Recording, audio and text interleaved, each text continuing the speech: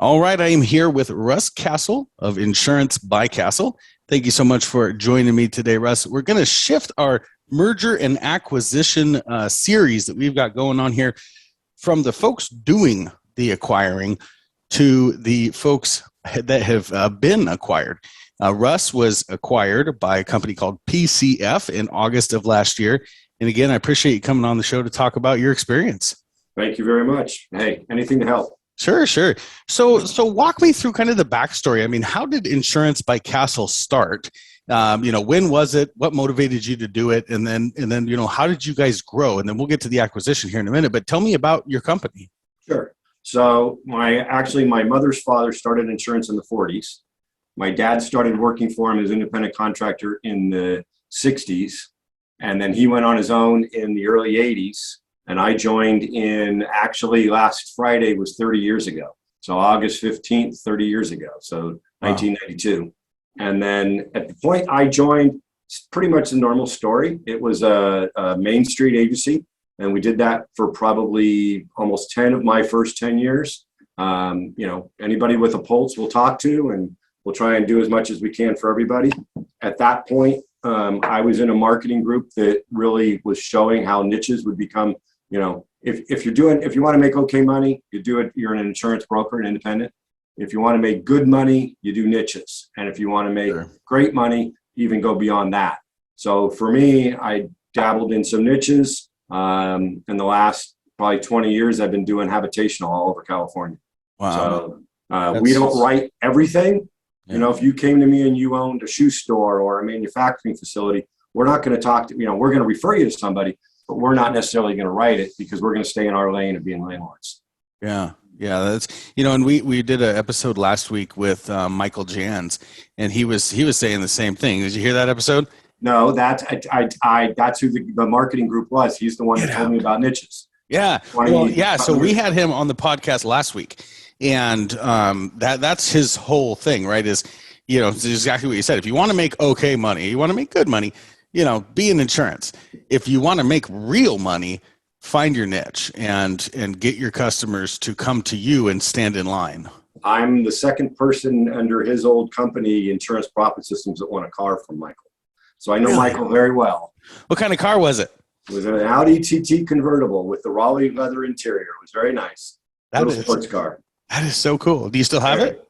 No, I kept it for a few years. At the time, my kids were little, and I had that car, and what I was driving was a Yukon XL. So you talk about, opposites, but it was fun for a few years, and it just wasn't practical for me. So I enjoyed it. We had fun with it. And when I sold it, my wife was able to get her car. So there you go. All good.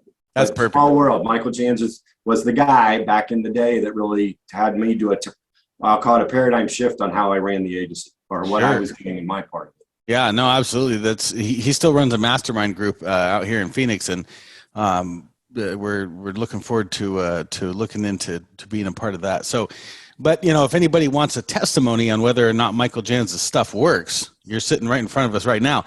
So tell me about your shift into habitational. How did you break into the industry?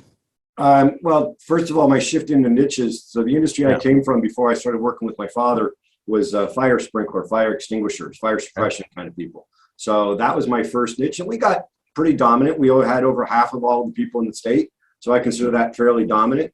But it was an ENS program. It was 10%, a lot of service, etc. So I was looking to segue into other niches, and actually one of our big clients started acquiring apartments, and we were his one-stop shop for everything. And I have an affinity, and today I own a number of apartments. I really liked that. So that fit the niche for what I wanted to do. And so my story is, this is back before Google Earth, before, we had digital cameras, but not, anything like a smartphone. Yeah. I basically went out and took a picture of every apartment in my county and every apartment in the county south of me, and started marketing. If you owned an apartment, let's say in Redwood City where I am, or my county, you got a flyer from me with the picture of your apartment and an estimate.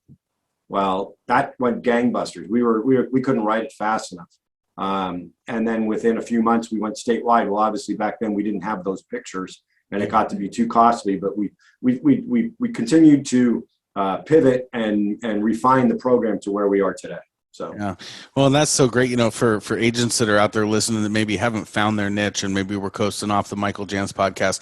I mean, this is like the timing was not purposeful. I did not even know, but the timing for that story could not be any better in the podcast because it works. I mean, we did contractors. That was our agency, and it was the same sort of deal. Like once you break in and you're in there, man, you're in. and that's I have a buddy of mine that his niche was restaurants, and he refined it so much, or you drilled down enough, and I could do a whole other podcast on niches. Yeah. But to delivery for pizzerias. Wow. And then he pivoted and he went into cannabis, and now he's doing, that as a niche, but more delivery for cannabis. So again, drilling down.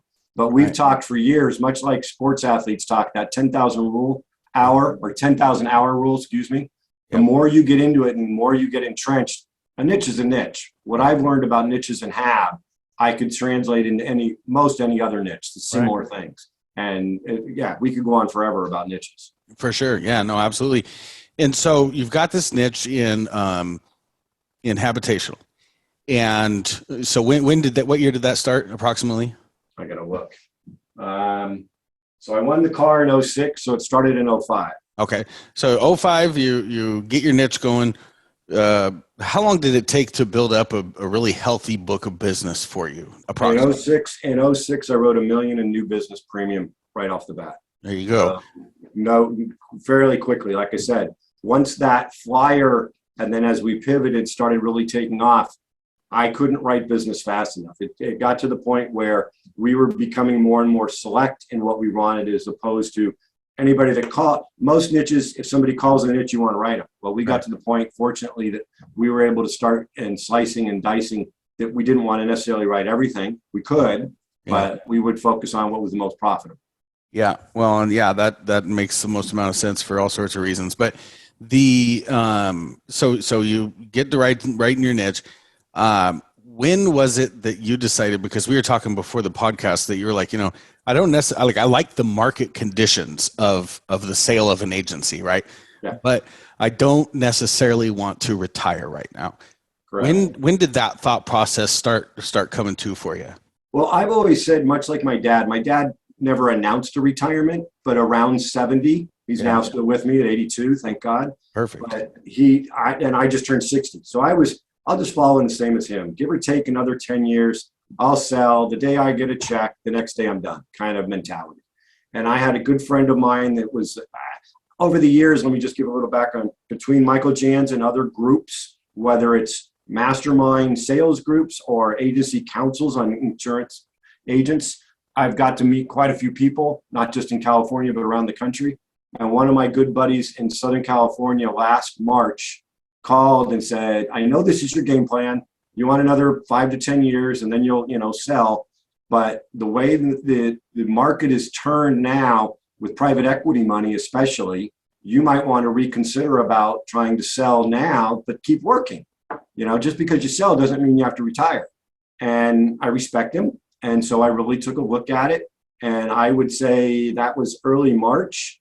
I could have realistically sold in June. I purposely waited because of pandemic and staff that was home that was coming back, et cetera. And I didn't actually close till August. So it was a different mindset of saying at the multipliers of EBITDA that people are, or that, companies are offering, is it going to continue and is it going to grow or more?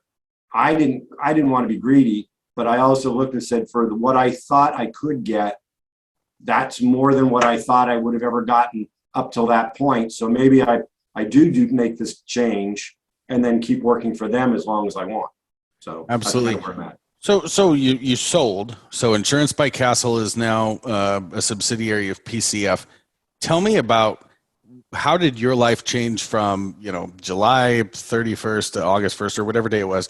And then, so how have your roles within the agency shifted? Has life gotten easier? And then what is the long-term upside for you? Because I know as entrepreneurs and as insurance agency owners, that's like the whole part of the reason we do it, right? Is because we're like, I want, this at the end. So I'm assuming that carrot is still there from PCF. So I have a number of, since doing this, I've learned so much about what you could do. I've got friends that have done the same thing around the same time as me that have, hey, I'm done and I want to do something different. You have a non-compete with who you sell to. So if you do walk away, if I was tomorrow to say, you know what, I'm done, I'm not selling insurance, or I'm not using my insurance license for the next 3 years. Right. That's not me. What I wanted to do was, I don't want to do anything different. What my deal was, I got a wire transfer and stock the day I closed, but Insurance by Castle is still the same. Yep. I have 3 employees only. They're still doing what they're doing. I'm still doing what I'm doing. Basically, the parent company purchased the profit, and every month at month end, they want to make sure that EBITDA number is still maintaining. If it dips, okay, what's going on? It hasn't. But if it were, let's say in 1 month, and it was explainable, okay. If not, hey, how can we correct the ship? Because what they paid for in that multiplier of EBITDA was my profit. They bought my profit. The difference for me, and what it made it perfect for me, is I'm too young and I'm too busy still. If I was to retire tomorrow, I'm not a golfer. I'm not a sports athlete kind of person. So what am I going to do all day? I enjoy what I do. So they paid me a crazy price. They also now are paying me salary based on, in the way I structured it. It's a commission percentage of my commercial, because I'm 80% commercial, but it was the way I structured it. They agreed to. I have a 3-year contract with them for that salary. In addition, I have a 3-year earnout. So in ease of not disclosing too much, but to give you a flavor of it, if I grow the business by 3%, every dollar I grow it by, they're going to pay me a multiplier over that. So I've got a salary, plus I've got an earnout for the first 3 years. And that earnout can be 6, potentially maybe even 7-figure over that 3-year period, in addition to what they've already, agreed to up front. So, and then you got PCF isn't unique. There's probably 15 to 20 different companies like that. When it came to my actual time of going on the market, you've talked about it. You had John Persky. He was my broker. He makes a great saying that I heard years ago in my cluster. He talked, and I've since talked to him a few times over the last 15 years, is most people, when they go to sell their house, do they hire a real estate agent or do they do it themselves? 99% of people hire a broker. Yeah, we don't even think about it. Your business is probably worth more. On mine is, and I live in the Bay Area where it's not cheap for housing. My business was worth a lot more than my house is. Why am I going to be, I'll say, foolish for myself? I know other people haven't hired a broker, but why am I going to be narrow thought of giving up a couple of percentage points to a broker, where in John's case, I've referred him to many people. I would do it all over again if I had to. Just from the standpoint of, he knows it, he's there, he's answering all of my questions, and I'm not, I think he actually got me a full extra multiplier on my EBITDA, which was very significant because I hired a broker. Yeah. So I would that's agree with that. Sure. So now you're a subsidiary, and I know that's a lot of people go, it sounds good. Like everything you're saying sounds great, Russ, but I don't want to go to work for somebody else.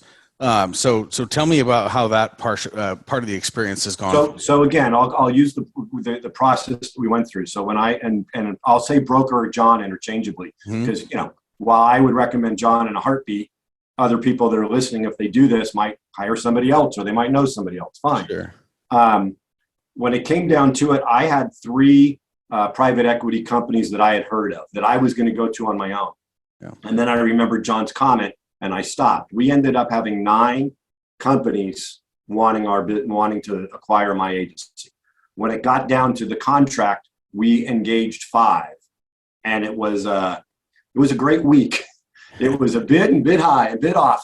But we had 5, and I'll tell you, when I did my due diligence, I don't want somebody micromanaging. There were people in that 9 that would have micromanaged. In fact, one of the 5, when I did my homework, would have come in and told me how to run my agency. I wanted to keep doing what I'm doing, pretty much no change in the day-to-day.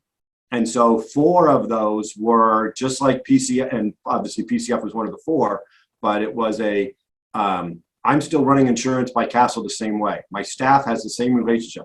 I'm their supervisor. They know there is a parent company. It's not just our corporation it used to be, and my clients, 99% of them don't have a clue that I made this change because they still deal with me or one of the other people in the office. So there's no change there. So in that regard, that was the icing on the cake that made it a no-brainer for me to pull the plug now. Sure. And I can keep working as long as I want. The deal usually is, from what I've found from most other acquirers, acquisition firms, is it's a 3-year contract. Then at the end of 3 years, let's talk and renegotiate if you want to keep going. I know one guy that's been doing it for 12 years, and he only works 3 hours a week. It's as long as the profit's there, they're happy, he's happy. He manages his people very well. So yeah. So what has come to Insurance by Castle via PCF? Has it been additional markets? Have you had more resources, like payroll wise? You don't have to do that. I mean, what are the expansions that maybe Insurance by Castle otherwise wouldn't have had access to if not for? Well, I can summarize it and then I'll drill in even farther. As much or as little as I wanted. When I did this and I was interviewed by each one and I picked PCF, they came back and said, how much do you want to do? For example, right now, I'm negotiating how much, if they take over all my accounting. I don't really want to do accounting. I did it before because it was my company. Right. How much, if PCF does accounting, how much of my P&L is going to be charged for someone else to do it? It's minimal. If I didn't have an earnout right now, it's a no-brainer. I would be doing it in a heartbeat. But based on me growing my P&L, I'm mostly direct bill. So and I'm a preferred agency. There's not a lot of E&S here. So I'm doing that balance. All HR was given up day one. I don't want to deal with HR. Yeah. I approve days off or time off. That's about it, but they also give me rein on how much of a raise to do. But other than that, the day-to-day stuff, there's people in HR to call. So I think the easy answer is as much or as little as you want. The best answer is, in my HAB space in California now, it is changing. We've had wildfires. We've had a number of things that are limiting my prospect pool. But because I'm part of this national brokerage now of, I want to say there's 100 and something locations. Wow. I'm able to get appointments that other people can't get or aren't getting. So it is more markets. I was fortunate that we have a vertical in the parent company for habitational. So I'm talking to other people like-minded, where prior to this, they would be considered competitors. Now we're all rowing the same way. So I think it's as much or as little as you want to be able to get out of, if you've got the right, you've picked the right company to work with, as long as you want to keep working. I do know other people that sold, made a great multiplier, and the day they sold, the next day they were doing something different. Fine, that's up to you. Sure. So it sounds like if you could go back, because there's a lot of people who say, if I go back and do it all over again, like I do a lot of things the same, maybe I'd, shuffle some things a little bit differently. Yep. Tell me about that for your position. Well, in my niche, I'm fortunate, and it wasn't designed this way, but when I have done different talks at different organizations, especially sales organizations, I am over 3 times the national average of revenue per employee because of my niche. Wow. Well, and a lot of people, it's like, when I say it, I don't say it to brag. I say it because that's how I got to that, was because of the niche. Right. So when I went out and was looking, that was a big, real attractive. John Persky, that was one of the leads that he was saying when he would call up whoever, was looking at buying, was you got to look at how efficient this agency is. This isn't just a normal, Main Street agency. Fine, great. But I still wanted to keep doing it. So that was a key, I think, in it as well, is that, okay, based on the revenue per employee, I don't need more people. At some point I could, but I go from 3 employees to 4. It's not like I've got 20 or 30 people here.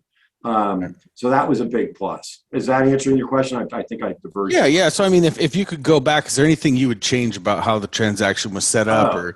No, not really. The big thing I will say is that's where I was going with this conversation. Yeah. I would already, in my own agency, there's a term, you're shining the jewel, or the diamond. The diamond is your business. Right. I had, because of Michael Jans and other people since, I've always tried to work on that. So I didn't, when I looked at what my profit was, I knew what it realistically was. I mean, from a tax standpoint, obviously it's something different because you run stuff through your business if it's your own business. But I knew what it was, so that when it came to the sale, it was a quick and easy thing. I do know I have peers of mine that I've referred John to, for example, one in particular, that they agreed that he needed to get back and working on his numbers for probably the next year to be able to optimize his sale as best he could, because he hadn't really, he makes a comfortable living. He's living a good life. But if he wants to make the most out of his business, he needed to get back on that accounting side and clean up some stuff. With me, it was already clean because we've narrowed.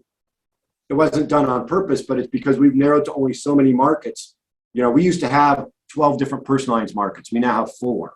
So we've already done the homework over those years for other reasons. So that was very helpful. And because of it, we got good multipliers. Sure. So, absolutely. So, what we, let me interrupt you for 1 minute. Yeah. I would say one thing. Yeah. I live in a state, so when you sell your business, depending on if you have any debt against it, I didn't. I was debt free. So what I sold for, I paid through the nose in taxes. Yes. Where we are today, capital gains is 20% Fed, and then depending on your state. Well, in California, it's 17 point, I want to say 4 or 6%. Ouch. So basically, in round numbers, 40 cents of every dollar I sold for went to taxes. If I had known that I was going to sell prior, I would have bought a home, let's say in Nevada or Florida or a state that doesn't have capital gains in addition to the Fed, because that would have saved me significantly. Yeah. But the difference that I say to people is, I explained it to my wife this way. I said, for what the prices that they're selling for now, I had in my mind what I thought I would sell for when I was 7, based on where we were. I netted that after taxes because of the crazy numbers that are out there now, and I still get to do what I'm doing. So I didn't have to play the game of, is our taxes going to go up? They're never going to go down. Right. Am I going to be still as profitable, or will something change in the market? One of my major carriers is going to be changing my commission. That would have been over $1 million difference in my sale and my price had I waited. So there's certain things that people really need to think about. Even if you aren't old enough to retire yet, is it the time to take the chips off the table to optimize what you have so far? Yeah, absolutely. Well, and it sounds like your agency, obviously, because there's all sorts of different sizes of agencies that sell, and there's maybe the smaller ones that would gain access to more markets, and there'd be like the 2005 2006 game changer it was for you, where you're able to spend the whole thing and still have those stock options to capitalize on. But with you, I mean, it perfectly made sense for your situation. Timing sounds like it really couldn't have been any better. It did. And it's funny because it was in March that I did it. And so Biden had just been elected, and one of Biden's stump things, I'm not getting political here. No, yeah, this is fact. We've talked about this a lot on the podcast. Talking about raising capital gains. Correct. So I looked at the Fed 20% and said, okay, if I don't do it, and this was last year, obviously it hasn't happened yet in 2022, and I don't know if it will or not. Again, not being political. Probably depends. But I say it again? Oh, I said probably depends on what happens here in a few months.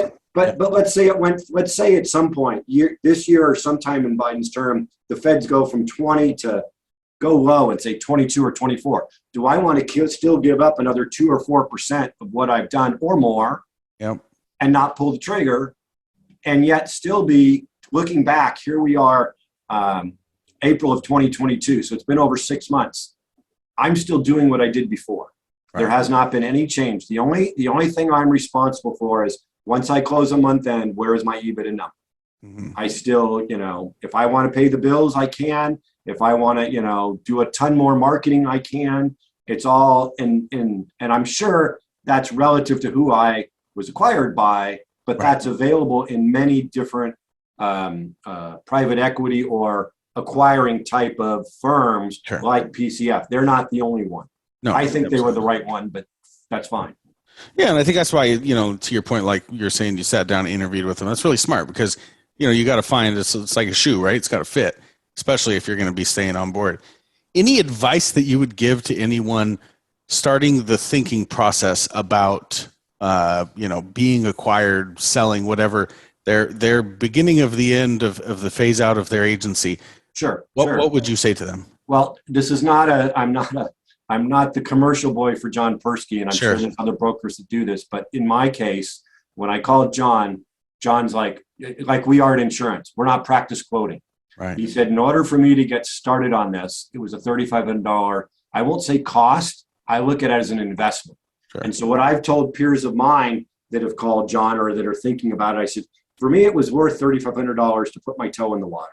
Yeah. If I pulled the trigger, that went away and it was all part of his, fee structure. So, but I did the $3,500 to be able to find out realistically. I thought I knew what I could get on the open market based on some research or what other people were telling me. And the actuality of it is we got a whole nother multiplier in addition to my highest number. And I attribute most of that to John. But had I not, I still would have been happy with the number had it not been that, because John had done the work and he had put me through the process before we even went out to the market of let's look at your numbers. Let's look at what's going. He has a whole formula, and so do I'm sure others. Again, I would say to anybody, John Persky's the guy if you're asking me personally, but for your audience, there are other brokers out there, and I'm sure they do similar doing their due diligence, much like with selling your house. That's a good analogy. Okay, I think I'm going to sell my house for X. Well, when you hire the real estate broker, they're going to either confirm it or go, hey, maybe it's too high, or in my case, maybe you could get more. Let's do this, and they're earning their keep, so to speak. So that's what I'm glad I did, and that's the advice I tell everybody is in this particular case. If it's John, it's a $3,500 investment to see if what you think is true, and if it's not, you walk away, and it's a $3,500 investment. I dropped that in marketing without blinking, so that was a no-brainer to me. Yeah, well, and the name Optimum Performance Solutions, right? He's not just going to take $3,500 and be like, your agency's worth $5 million. He's going to take, he's too detailed of a guy to do that. He's going to give you in-depth analysis on, whatever you need to do to get to where you want to be. Exactly. So, Russ, thank you. I appreciate your time. I know you're still incredibly busy, maybe a little bit less busy than you were before, but I'm sure making up for it in other areas. I appreciate the time you've taken to come and educate us on, your process and what you went through, and share your experience with other agents. Thank you so much. Here to help. And it's kind of ironic that the Michael Jan story came up too. It really is. I was like, hey, you know what? I just had this guy do a whole thing on niches at some point. That's all. We should. I'd love to have you back because that'd be great. Yeah, I think we should get maybe like a power panel of niches going. Maybe pull 3 or 4. There was a guy in Jans's group years ago when I first started that really helped me with tweaking my marketing. Yeah. And for years, let me take you out for drinks and dinner and all. And his big thing was just pay it forward. Other people have helped you. Absolutely. And I've repeated that many times. Other people have helped me get where I am. I'm here to help. I don't have all the answers. I'll give you my 2 cents. But yeah, whatever you need and we can do on niches, that'd be great. Because to me, that's where the big bucks is, efficiencies and you stay in your lane and you're not getting all this distraction. So, well, thank you so much. I appreciate it a lot. Take care, bud. You too.